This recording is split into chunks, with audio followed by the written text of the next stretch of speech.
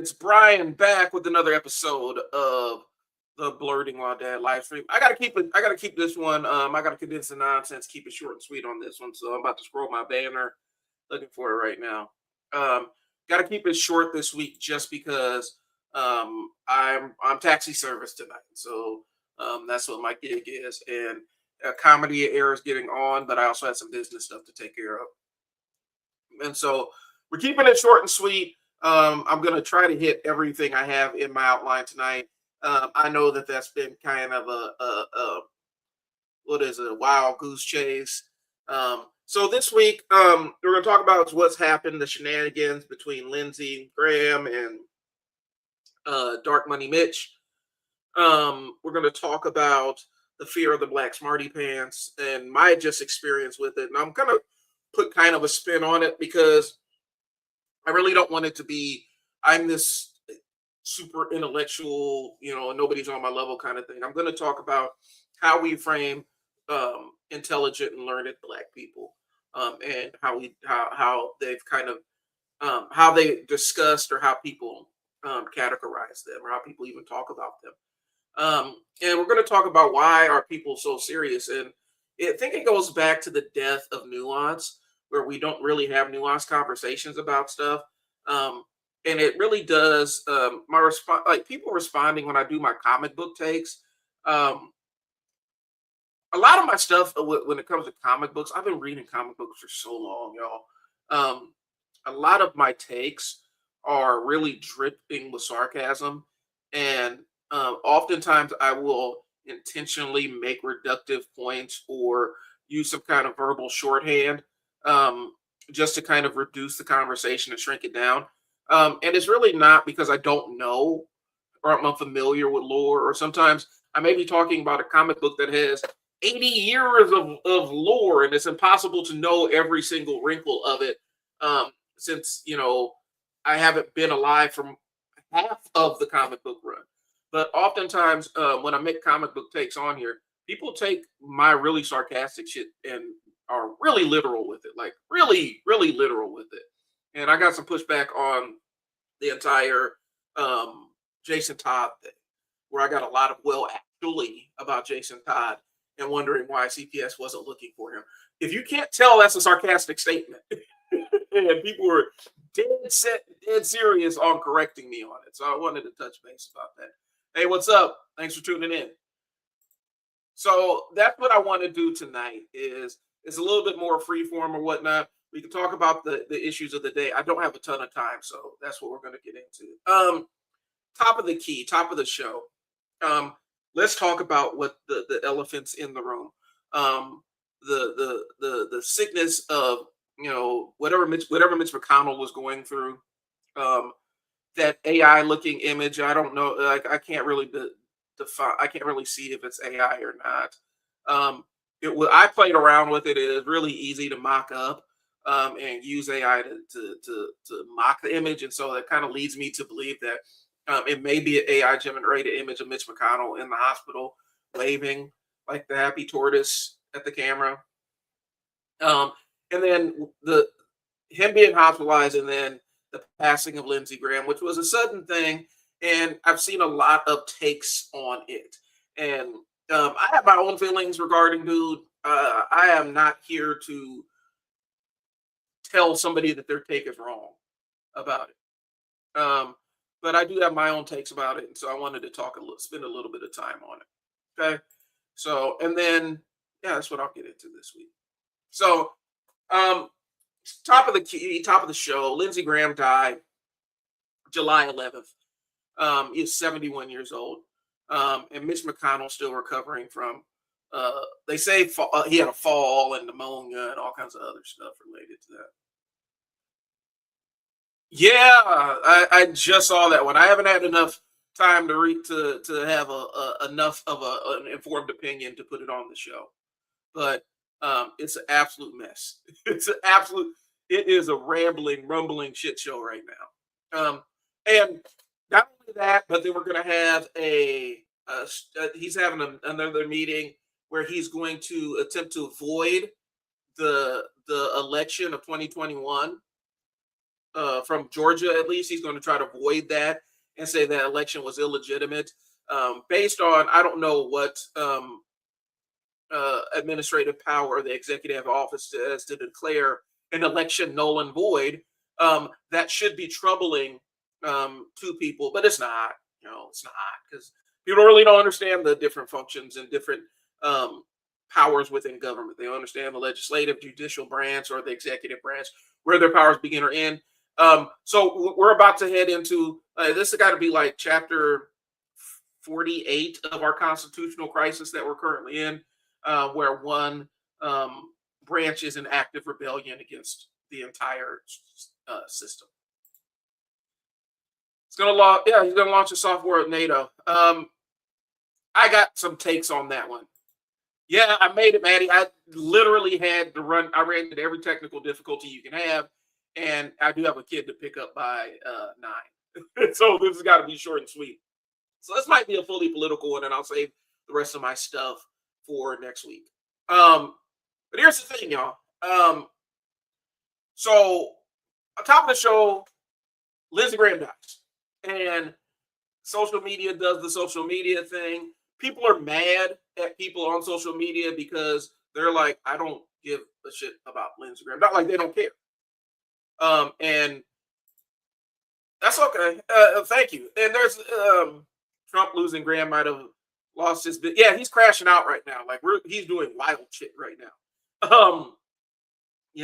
He had that real good blackmail material over Lindsey Graham. And the crazy part is, we know there's nothing that they can say Lindsey Graham had hidden that we didn't really know, unless there's some illegal stuff going on.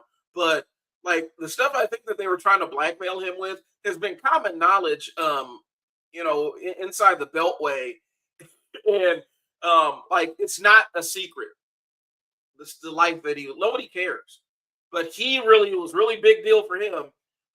And Trump was really blackmailing him, and he lost his leverage with that seat. Losing McConnell was a blow, right? Yeah, it was illegal shit. There was illegal shit going on.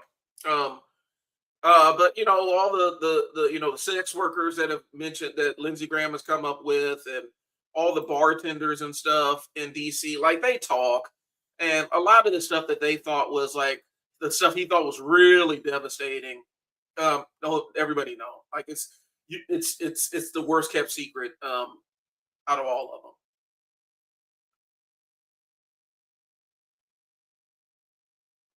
I'm sorry to hear that. I really am. We'll extend a prayer out to you and your family. But I'm sorry. I'm really sorry to hear that. It's one of those things where you don't really have the right words. And I've experienced the sudden loss of somebody about a year ago, and it's something that you're never quite over the shock, but especially with something so sudden and so abrupt, that's awful. I'm really sorry. But yeah, our prayers are with you as a show. And if anybody's out there watching, let's please include was it JD in your prayers. So the thing with this entire Lindsey Graham thing is people are really, really mad on both sides of it. Like the people that are the decorum people, and the way things are done, and this is decorum. The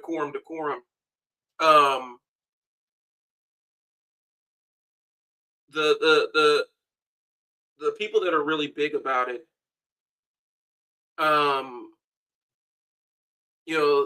they are mad because about how people are reacting to Lindsey Graham's passing, and a lot of people, his legislation harmed a lot of people. Like there's a lot of people that lost loved ones. We lost it. Like the insurance that I was carrying as a business owner for me and my kids, that became unaffordable overnight.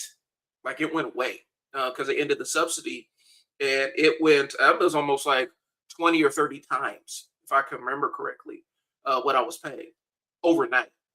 And so fortunately we had an ability to pivot off of that, but there's a lot of people that were left in the wind. and not knowing how they're going to pay for their health care. And so a lot of people don't really feel any sympathy and compassion for Lindsey Graham, and I don't necessarily blame them. But on the other side, um, for the people that are inside the Beltway and the people that are his colleagues and coworkers, they're going to feel a certain way about it. And I think there's a generational thing that even if we disagree, we have to be cordial to each other. We're too polarized for that right now. And so there are people that are excoriating whatever politician for extending sympathies and trying to say kind words about Lindsey Graham, and others that are mad because people aren't saying enough kind words about it. It's a weird, we're in this weird political environment. I remember getting chastised for not really caring that the Queen of England died, and pointing out, look at ask a Kenyan or Nigerian how they feel about the Queen of England. Ask a Scottish person how they feel about the Queen of England. So okay, let me catch up here. So I'm trying to hustle fast. All right. Don't feel guilty. Yeah, grieve however you want, and don't let anybody rush you through that process. Um, sometimes it's a delayed onset. Sometimes sometimes you feel guilty for not feeling bad enough, and your own grief is the way that it happens. There is no right or wrong way. Yeah, those people aren't your friends. They're not. Those are not your friends. Those people are not your friends. Um, I would say that's enough. That reaction is enough to reevaluate your entire friend group. Also, BC should make a comment on that. She's bad. She's black. He wants to keep that energy. Yeah, the RGB thing. I think, but there you got to understand that generation still does exist, and they still do have some political influence, and so their voice does. They do have a voice in the marketplace of ideas about this stuff. I'm not really big about if somebody is an awful person in life and does awful things that in death they're suddenly redeemed. If you are an asshole in your life, you pass, you're still an asshole. Now, do I have to sit there and spit on your name every single time it comes up? Depends on what you did. But the reality is, for me, that kind of energy is best directed towards the living. Even though Reagan, I make an exception for Ronald Reagan every single time. I think someone should do the math on how many deaths Lindsay responsible for. Right. I think the way that we frame politics in America is really, really weird. Um, there is a generation of older politicians where they truly view it as sports. It's sports for them. And they've been disconnected from the mainstream of society for long enough that it's my team versus your team. And whatever my team does right is okay. And whatever your team does wrong is just part of the game. And I'm going to sit here and wag my finger at you, but we all shake hands at the end of the match. And for a lot of people that lived under how polarized our system became, specifically, and I don't want to just say that it's a recent phenomenon. I'm talking about heading out of the Clinton era, even heading into it, Clinton era, um, Bush too. It was really polarized at that point. And this, we're going to all shake hands and be friends and kumbaya stuff across the aisle.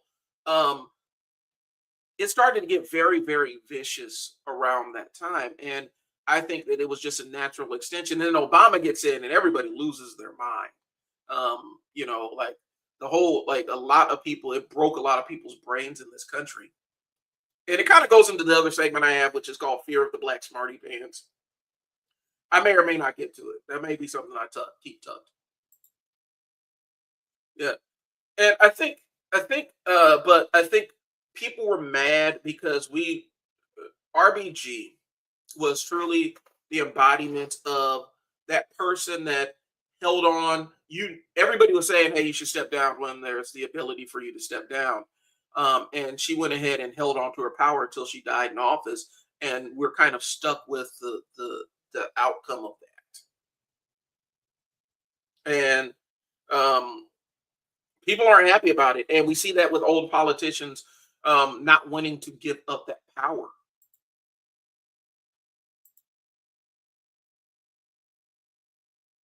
So I'm feeling, yeah, you can tell somebody's, yeah, I get that. Yeah, she was the last. We're friends in the ends kind of government, and I do for a long time. I thought that was bullshit.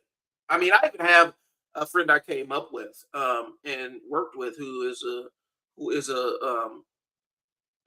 kind of conservative hippie, if you will. That makes sense. Um, and we'll have our debates and everything, but there are hard lines that we draw, hard lines I draw at least around it, and say, nah, hey, this ain't political gang banging. Y'all ain't the Bloods and Crips and stuff like that. Like we ain't moving like that. We're not gonna have conversations like that, because the politics that don't make a difference to you impact my life in a very real way. When you're black or marginalized or any kind of group that is marginalized in this country, um, your your humanity is on the ballot every election cycle. Because he was like, well, it's just politics. We shouldn't let this come between us. And it's like, yeah, but my existence as a black person is inherently political. I use it like this: a movie can come out with an all white cast, and it's just a movie. A movie comes out with all black cast, it's political, and that's just how the game runs.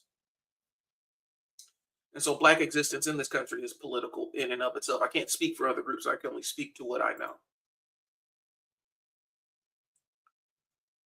Listen, the entire Daniel Cormier thing, I'm baffled by it. My wife is baffled by it.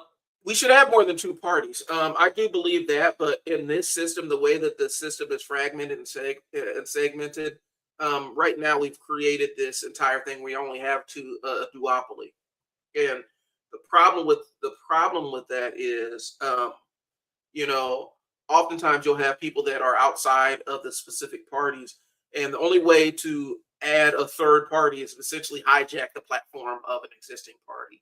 And so that's what I mean. That's MAGA literally cannibalized the conservatives, because when I was coming up, it was the religious right. I remember that. The compassionate conservative, that was really a good marketing term, and that was complete and utter bullshit, because the compassionate conservatives let New Orleans drown. And then the Tea Party movement, where those people were dressing up like the man on the oatmeal, on Quaker Oats oatmeal, they're dressing up and protesting about some vague thing that they lost. They lost the ability, they lost their God-given right, their constitutional right to have a white president, and so they took it to the streets. And so they decided to dress up like the Quaker Oats man and go protest that. Um, and then eventually that was allowed to roam free enough. The Koch brothers unleashed the Frankenstein monster of the Tea Party on everybody, and then it morphed into the MAGA movement. The MAGA movement devoured all the boring fiscal Republicans that used to exist. Republican Party used to be like Mitt Romney, and even he, as a venture capitalist, was kind of a little bit more radical. But it used to look and sound like him. And that ship has sailed a long time ago. Those are the pre-contracted American politicians. Before that, politicians were, yeah, they were working with each other. It was kind of like pro wrestling. They're against each other. They get out on stage and say the things against each other, but it's all jockeying for position. And those days are gone, because you have people that, for them, they know that their base is so radicalized that they can't do anything but take an extreme position and stay until toes down on it until it no longer serves them. See Marjorie Taylor Greene if you want to see how that works. um, but yeah, Newt Gingrich is a supervillain.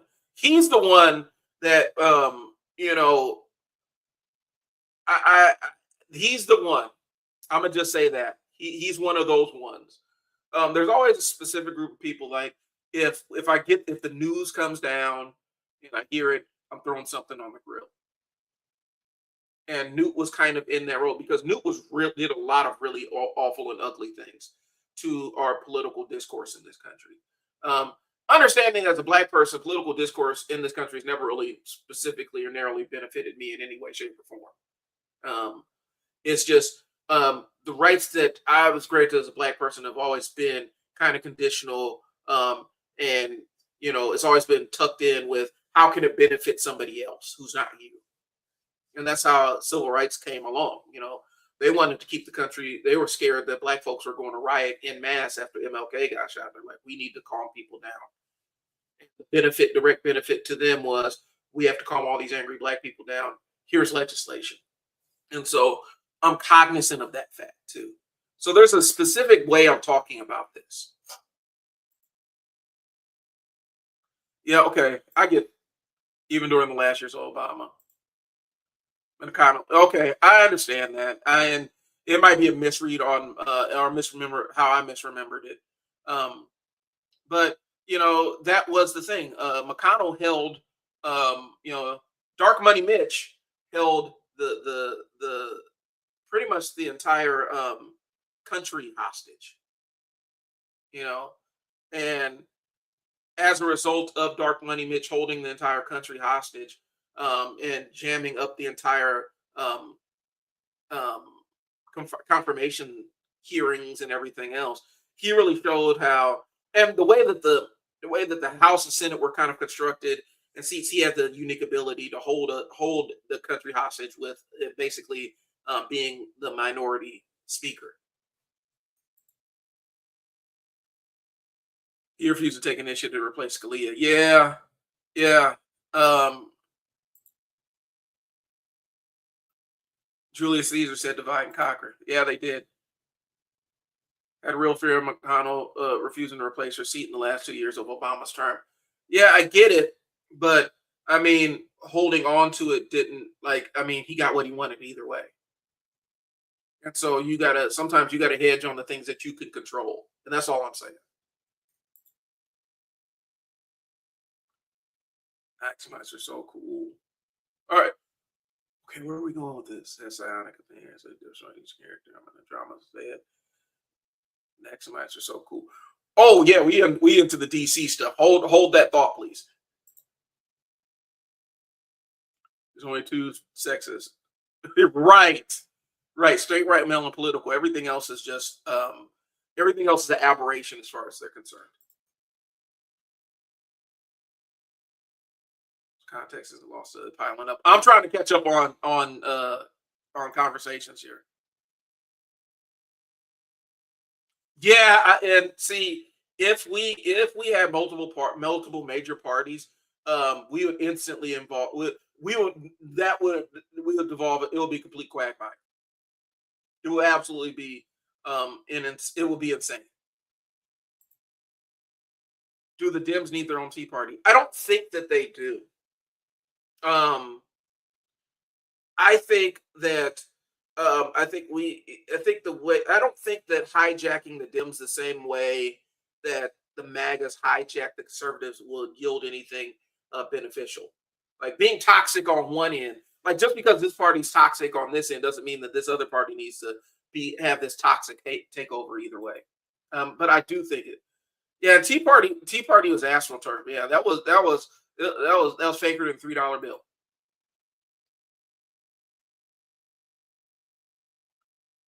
Yeah, the two options make it sucky. But as stratified as American politics is, having four parties that are major, any one of them could split the vote and win. The way our system is now, this country would turn it and I'm not bad. This country would devolve into civil war. Like we literally just had people storm the Capitol over a two-party election, bro. Like that happened like 6 years ago. I don't know how this country would handle. Oh, well, it's between these three candidates. Oh my God. You say MTG, I say a better example is Charlie. I don't know. Charlie. But Charlie was a racist. And so I'm not surprised about how critical he got of Israel, because when somebody's a racist, I always assume that they're going to, and I'm not Mr. Zionism and all that other stuff. I don't fuck with Israel like that either. But at the same time, there is a level where I think people need to draw a line where like, okay, we can be completely against the way Israel does politics and the way that they use their military and all the other apparatuses that they have at their disposal to subjugate people. We can be completely against that and voice our concern about it, but we don't need to use like neo-Nazi talking points. I don't think there's a lot of utility in there because every person that I've met that says like literal and like really like actual real life anti-Semitic shit is also racist and also sexist and also homophobic. And so I don't think Charlie was taking a moral stand. I think he's just a bigot in general.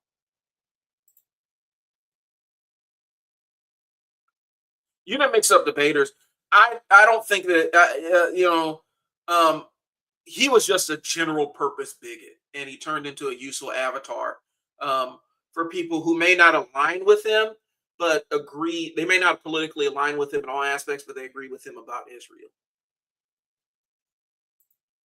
Person can destroy the planet but dies to a pencil dies. It's a good. I like Saddam Yak. That was my dude, bro. That was my dude when he was a Green Lantern. I think he always got the raw end of the deal because he is a Green Lantern and also had Superman powers. That made him dope. Some big criticism for that. Yeah. And there's a lot of things where I think Obama thought that this country was better than it actually was. And that was the main failing of his presidency. He thought that he could elevate our discourse to something higher. And it didn't devolve because of him, it devolved as this country's immune system kicking in and reacting, overreacting to their racist immune system kicked in, if you will. And the white clan cells, I mean, white blood cells, did not like this person who was black in power. And I know people are like, well, he's half white. Listen, the way it's been broken down is, you know, a black woman can never have a white child, right? That's how race is kind of defined in this country, right? Um, you know, that can never happen. Never happen. And so even if his parents are, even if mom is white and dad is black, he's considered a black person. And this country had a nervous breakdown around him. American from native who looked MAGA passing, who could trick people and listen. That's all right. You'll catch up. And like I said, guys, I don't have a ton of time. Chuck Schumer turned down aid to Israel because I think there's a weird alignment and I think there's a lot of nuance. There's a ton of nuance into the United States relationship with Israel. I'm not a believer that I think the United States is still calling the shots on what Israel does and what they don't do. I think enough economic pressure from the right president who isn't fully compromised by Israel. I think they yield to what that president says. It's the reason why we have blown up Iran before. Like there's a reason why the U.S. hasn't done a full scale invasion of Iran before, because Israel's been barking up this tree for years, and they finally got the doofus in place who will absolutely listen to them and will take money to do it and will take any kind of bribery to do it. But I don't think that Israel is where they are controlling the United States. It's the other way around. They do what the United States allows them to do. And so there's a level of accountability that does go up to the top. But understand this: the only reason we haven't been at war with Iran, why we haven't been in war with Iran for all these years, is because other presidents said, "Yeah, we ain't gonna do that," and this doofus did. That I think that's the other side. But then also the older Dems are going to have to share power, and they're going to have to give a little bit of ground. I'm catching up a few minutes behind. They're going to have to give a ground and actually legitimately have real conversations about sharing the power that they have, instead of trying to consolidate it and have a few power brokers. They're all right about the consultant class ruining the Democrats. The consultant class absolutely did host the Democrats. And if I can find the article, I will post it.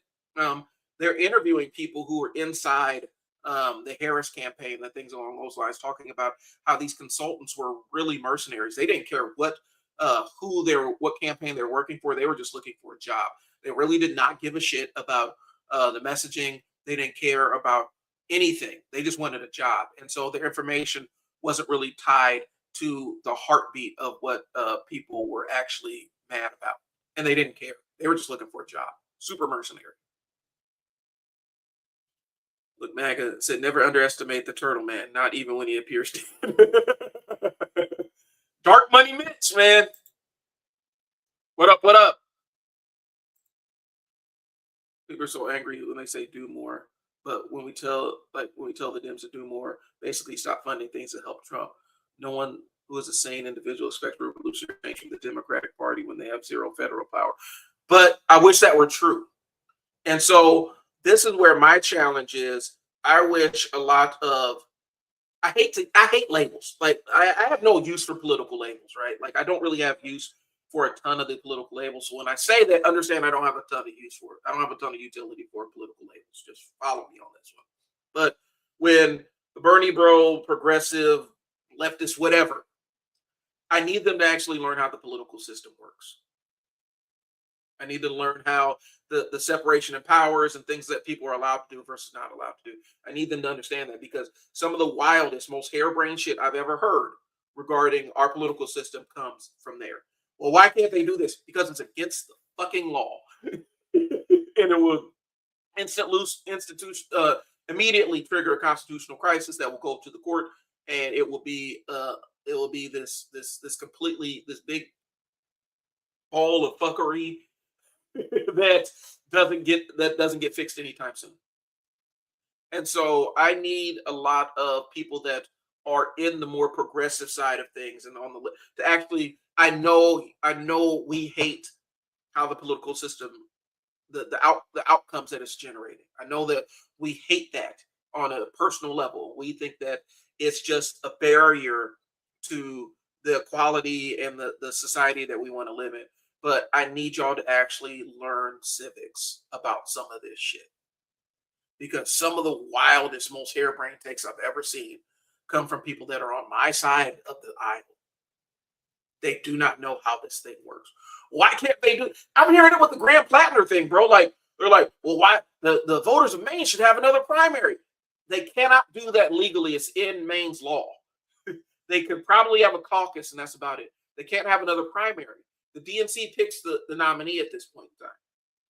You can't do another election. If they did another election, that gives Collins room to sue whoever wins that election. If he loses, she can instantly sue and say this is invalid and create an entire cascade of shit.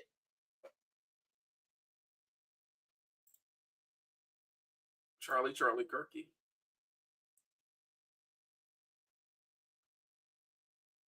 I think, and I understand. I just think that in the I'm trying to tiptoe around this. People need to know how before you can level critiques about what the government should do and what they shouldn't do. You need to know how the laws function and how it's supposed to work and what's legal and what's not.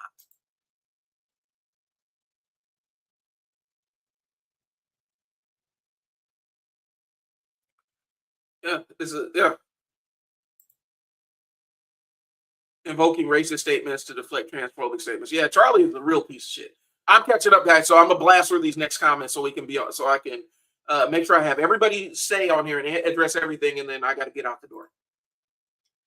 He's more than that. Yeah, Charlie was. I think Charlie was the ultimate grifter. He's not an intelligent man, but he knew how to stoke the fires of discontent within his base. He knew how to play them. He played them like he played them like a piano. Instagram comments is getting complicated. Like I've been probing people. Yeah, people are really good about hiding and Trojan horsing it. I'm cracking from some racist guy in your chat called Obama a bummer. I don't give a fuck about the. I'm not mad about it. For me, it's just like, oh bummer. Oh no, I don't give a fuck about that. It's corny. This shit is corny to me. That's what I'm saying. Like, oh bummer. That shit is corny, bro. I worked at a really conservative nonprofit, and I saw that shit all the time. I saw the lamest Obama jokes, all the way to the most racist shit that you've ever seen in your life. And Obama was just always like, it was so badly formed that it was just like, yeah, it's stupid. Right, people came here, so definitely get it. Yeah, that's true. And we can talk about evolution and mutation and all the other stuff, but I'm saying in the society that is constructed in America, and that's the one I live in. The way race is used as a social construct, white people created who is white and who is not white. They created the rules around that. They built an entire society around who is white and who is not white, and that's that, for whatever reason, that became the de facto rules that we all live by, right? And for a long time, Irish people weren't considered fully white. Italians weren't considered fully white. Jewish people weren't considered fully white. A lot of immigrant groups weren't considered fully white until they are actually needed, and you wanted to extract capital from them, and then you could extract capital from them, and they were welcomed with open arms into white world. And the way to get into the white world was instantly turn against the people that you were marginalized with, and help us subjugate them. And that's how the racial hierarchy system in this country was really built. It's pretty pathetic that we're in 2026 and that's still the way that we frame things, but that's really what it is. That was a rule to clarify who was allowed to be the haves and who was not declared who was allowed to be the have-nots. Right, the Strait of Hormuz. Intelligent presidents knew that the Strait of Hormuz. I'm catching up. The Strait of Hormuz was that was the shut the world down for free button, and that's why they didn't run in. That's why they run up in Iran, because they knew all they got to do is shut it down. And now with drone technology, they could literally sit in the middle of the country and lob drones at the Strait of Hormuz, and there ain't shit we can do about it. They need to shift their over to window more to the left, and that's what they're scared of, because some of them do benefit from right wing policies, and we do have to be transparent about that. We got to call them out for what it is.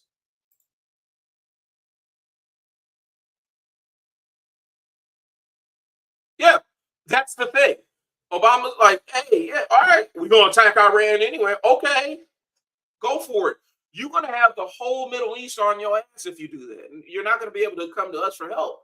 That's why Israel, like, they found a convenient idiot who they could say, hey man, Jet, hey Donald. How did somebody call him earlier? Um,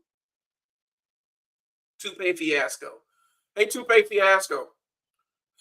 What we're going to do is um, we're going to publish this stuff that Jeffrey sent us, and we're going to just see how the American public reacts to it. He's like, oh, let me get in here and bomb Iran and start a war with them, and then say we're partners with Israel. Bro, it's crazy. They have the leverage over him, and that's what happens when you put in a con man who's had ties to the criminal underworld for decades. That's where you put it. That's what happens when you put him in a political office. Bush was gonna to Iraq. He meant to go to Iran, but got it wrong. Look dumb. Nah, Cheney was the power behind that throne, and Cheney was not gonna let George W. Bush misadventure his ass into Iran, because Dick Cheney knew the consequences and the ramifications of that.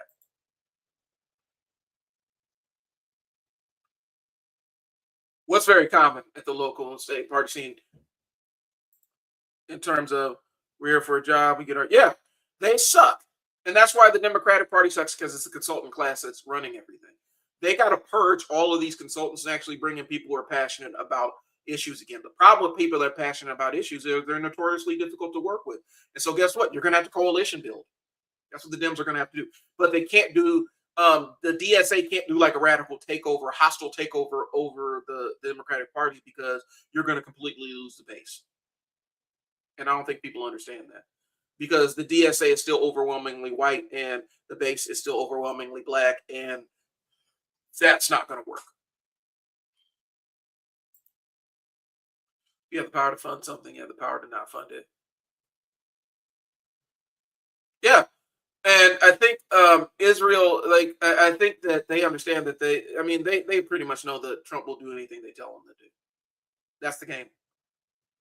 And so you have a compromised con man who has had deep ties to the underworld for a long time and has been involved in all kinds of illegal and illicit activities. It's really not hard to get him to do what you want. First, it was Russia that had him in his back pocket, and now, or Russia that had him in their back pocket, and now it's Israel.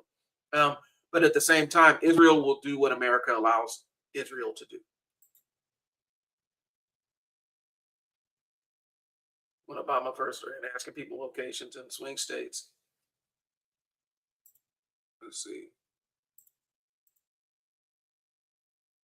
All right, I'm catching up. Hopefully, I'm catching up on comments here.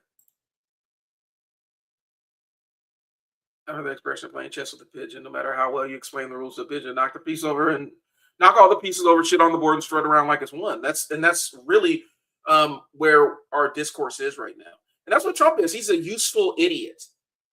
I think he is. I think at times he's vindictive. I think at times he is malicious. I think most of the time he is. But his default is he is winning the interaction, and that's the ultimate salesman. He's going to win the interaction. Salesmen win the interaction. That's how salesmen sell shit. They win every single interaction they're in, and that's how they're successful. And so he doesn't really have. He's not really tied to anything except his own money book, his own pocketbook, his own lust, and his own greed. And that's really those are his driving factors. How does this benefit me? How do we make money off of this thing? How do I make money off of this thing? And that's his driving factor. That's what motivates him. Complain about how things should be. Just don't expect things. I think that the entire radical action thing. I do think that there needs to be radical change in on the Democratic thing. I just don't think that hijacking the Democratic Party is going to work because you're going to displace a lot of people who have been the stalwarts of the Democratic Party and been giving concessions away to get the bare minimum. And so this is something I'll explain to y'all, and then I'm gonna sign off here. Oftentimes, when Black people are in positions of political power, and some people are different. I'm not gonna broad brushstroke it, but understand this. Oftentimes in this country, we have to compromise what we know is completely best for us, and file it down and find the benefit for white folks. Like essentially, that's how it goes. Like that's how we get this. So there has to be some measurable benefit. Black folks specifically haven't ever received anything that is narrowly beneficial to us that doesn't benefit somebody else, some other demographic group in this country. And from a political standpoint, oftentimes we have to make the pragmatic decision. We have to hold our nose and make the pragmatic decision as opposed to the decision that benefits us the most.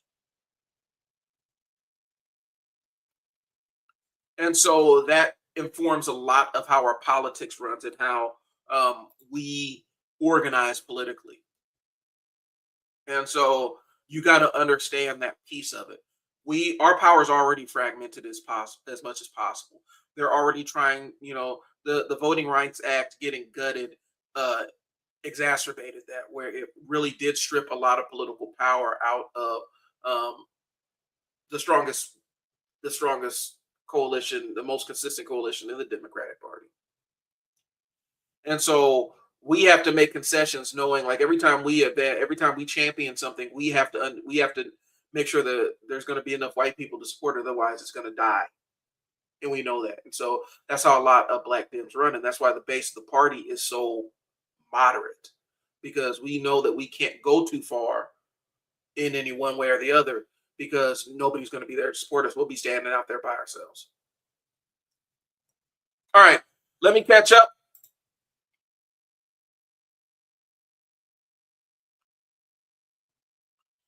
I think I've seen that, but I don't know if it's true or not. Can't resist technically semantics. Sometimes I understand that. In America specifically, a white woman can give birth to white babies, but a Black woman can never give birth to a white baby. This is how it goes. And so in this country, if your parents are Black, if one of your parents is Black, you fall into Black. And that's just how it goes. Now, we do have a biracial category. We have people that are biracial and identify as biracial. I understand that. But that's how our society is constructed. And that designation was important because basically we're saying This is who gets treated as a human being, and this is who gets treated as second class citizen.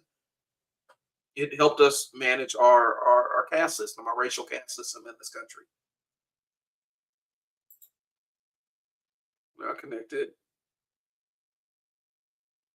Black parts of Epstein are keep. All right, hold on one second. I just wonder how connected the black parts of the Epstein files connect to 9/11. There to keep small links and get blacked out. There's a lot of Jeffrey Epstein had his hands in a lot of pots, and so when you go through the files and see the unredacted stuff and the stuff that they were redacted, it connects dots in ways that you never thought possible. You're condemning how they're condemning this shit. That's not really white. They ain't really Christian. I mean, British white kid. Yeah. No, I wouldn't eat cheeseburgers with Joe Rogan. Fuck Joe Rogan.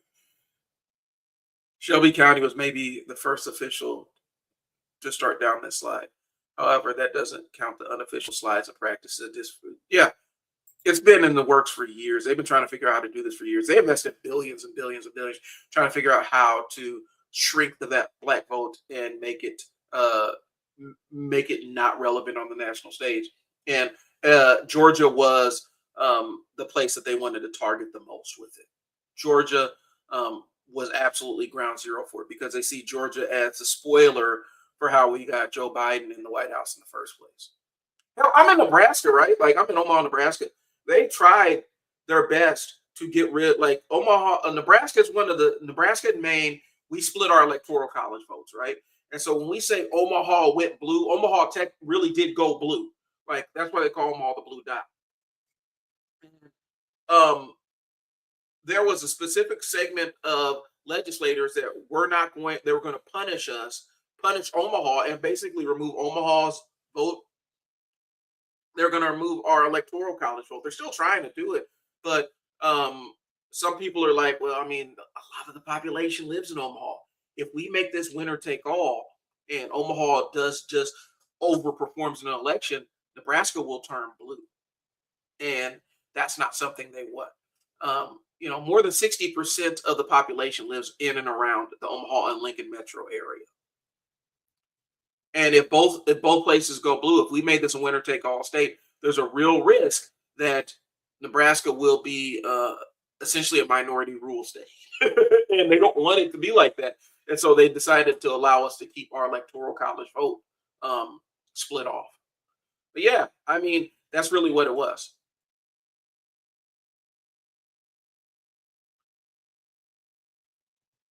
Yeah, I think we should equate things on your race and your sister for decades, not years. Race against white people. All right, so I have a child I have to go retrieve from a band event, and so I have to cut out early. I do appreciate y'all. I love this conversation. I could literally sit here and talk to you guys all night about this stuff because this is what I'm passionate about. But I unfortunately have to run. So I'm trying to get everybody's comments on the screen. I do appreciate y'all. Hopefully next week I'll have a little bit more time. Everything just worked against me, but this is a promise and a commitment I keep to myself. And so, and understand this. The thing I will leave y'all with is JoJo specifically. The thing you got to understand is anti-blackness is a global phenomenon. And every country grapples with it. And anti-black racism has a different flavor than other types of racism. It's an extra layer of dehumanization. That's why I was watching Argentina crash out against the world because everybody's like, don't ask Argentina what happened to all their black people because they really get in their feelings about it because they genocided a lot of black folks down in Argentina and they don't like when you point that out to them. And so anti-blackness is kind of this global phenomenon. And so when you look at it through the lens of racism, you have to understand that anti-black racism is a different strain, if you will. Like there's different strains of the flu. Anti-black racism is a different strain of racism. And it's a global thing. So every country grapples with their own version of anti-black racism.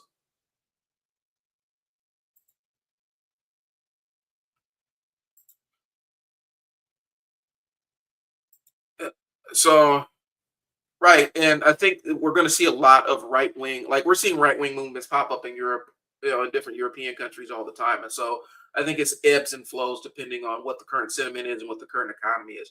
Understand that a lot of right wing movements, a lot of fake populist right wing movements, um, are really, that's when the economy sucks and there's economic uncertainty, that's when they pop up, because the people that are loud is saying, hey, those people over there are getting things that they aren't deserving of. Those people over there, that they're the wrong color, look at them, those mongrels over there are getting things that are ours, and it turns into this weird zero sum game. And so when there's economic weakness, that allows a lot of these fake populist, nativist, um, right wing movements to kind of pop up and propagate, because there's always a fall guy to point to. It's the old scapegoat thing. Anyway,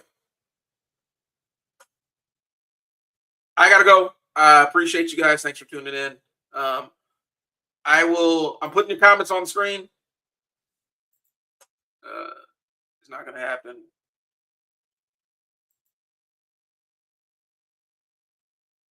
Yeah, but there again, there's a specific tenor and form and shape to anti-blackness, and so I can't get into all that stuff. I gotta run. I will talk to y'all later. Peace.